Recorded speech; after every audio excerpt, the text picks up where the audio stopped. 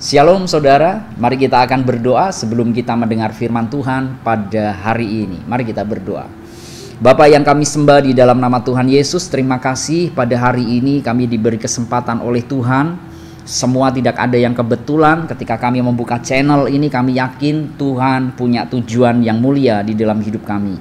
Kami berdoa jika sebentar kami akan mendengar firman-Mu. Berikan kami hikmat pengertian yang daripada Tuhan, sehingga setiap firman yang kami dengar bisa kami mengerti dan kami bisa melakukannya di dalam hidup kami. Terima kasih Bapa, di dalam nama Tuhan Yesus kami berdoa dan bersyukur. Amin. Saudara, firman Tuhan yang akan kita pelajari dan kita renungkan hari ini terambil di dalam Rut pasal 1 ayat 8 sampai 10. Saya berikan judul firman Tuhan hari ini yaitu pribadi yang baik hati. Nah, kita akan baca firman Tuhan. Berkatalah Naomi kepada kedua menantunya itu, "Pergilah, pulanglah masing-masing ke rumah ibunya. Tuhan kiranya menunjukkan kasih-Nya kepadamu seperti yang kamu tunjukkan kepada orang-orang yang telah mati itu dan kepadaku. Kiranya atas karunia Tuhan kamu mendapat tempat perlindungan masing-masing di rumah suaminya." Lalu diciumnyalah mereka, tetapi mereka menangis dengan suara keras dan berkata kepada Naomi, "Tidak, kami ikut dengan engkau pulang kepada bangsamu." Nah saudara, di ayat ini konteksnya waktu itu karena Naomi mengalami keterpurukan secara ekonomi. Alkitab juga mencatat bahwa suami Naomi meninggal dan kedua anaknya laki-laki juga meninggal.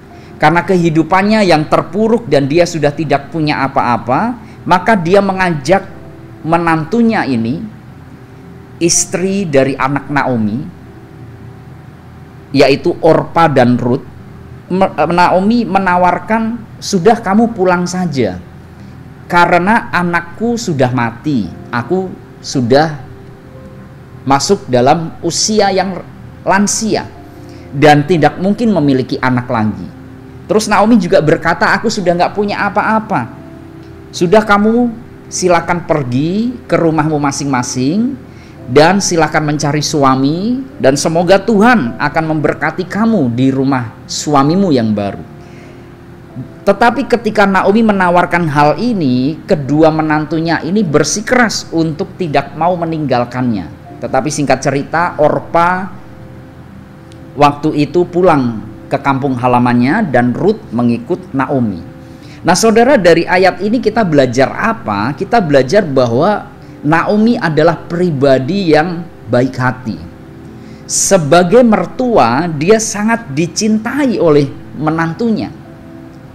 Karena menurut beberapa survei mengatakan bahwa tidak semua menantu dan mertua itu bisa cocok seperti orang tua sendiri, saudara.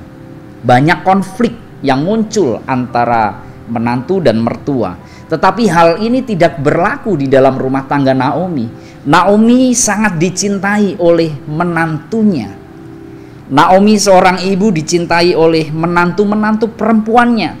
Bahkan ketika Naomi menawarkan bahwa kamu silakan pergi, aku restui kamu untuk menikah lagi, supaya kamu mendapat tempat tinggal, supaya kamu mempunyai masa depan yang lebih baik. Tetapi menantunya ini tidak mau meninggalkannya.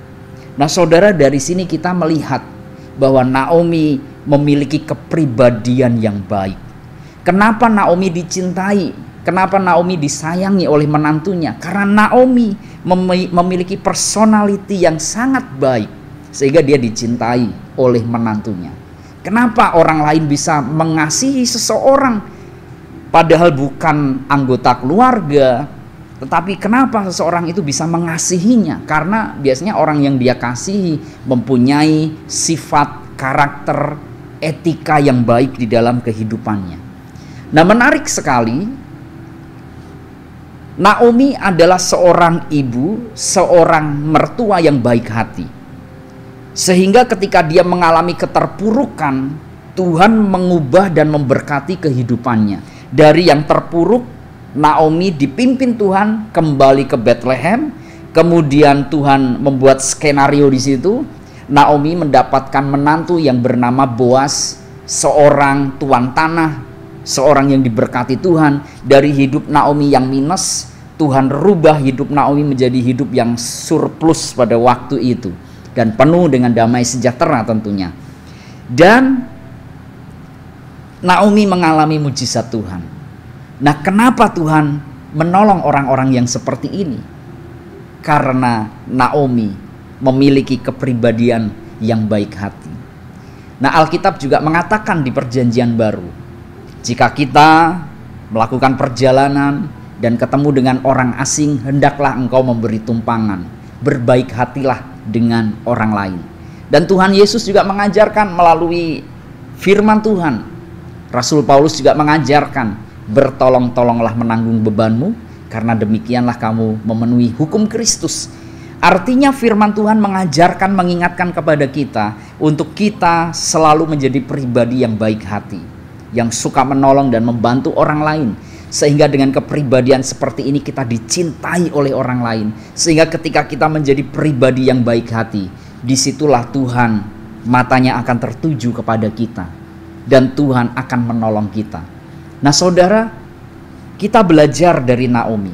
Kalau di dalam hidup kita mengalami kesulitan dan kita ingin mengalami yang namanya mujizat, mari kita tumbuhkan di dalam hidup kita. Jadilah pribadi yang baik hati. Jadilah pribadi yang ringan tangan di dalam menolong. Karena Alkitab berkata, siapa yang menolong sesamanya memiutangi Tuhan, memberikan pinjaman kepada Tuhan, dan Tuhan akan membayarnya. Nah, mari di dalam hidup kita jadi pribadi yang baik hati, dan jangan jadi pribadi yang suka menekan sesama. Tuhan Yesus memberkati. Mari kita berdoa. Bapa yang kami sembah, di dalam nama Tuhan Yesus kami mengucap syukur atas firman-Mu. Ajari kami seperti Naomi yang mengalami pertolongan Tuhan, karena dia pribadi yang baik hati. Dia dicintai oleh orang lain, dicintai oleh menantunya. Itu membuktikan bahwa Naomi baik hati, pribadinya baik. Ajari kami untuk memiliki kepribadian yang baik, suka membantu sesama dengan tulus, suka ringan tangan di dalam membantu dan memberi. Terima kasih Bapa, meteraikan firman-Mu di dalam hati kami, dan ajari kami untuk melakukannya. Di dalam nama Tuhan Yesus kami berdoa dan bersyukur. Amin.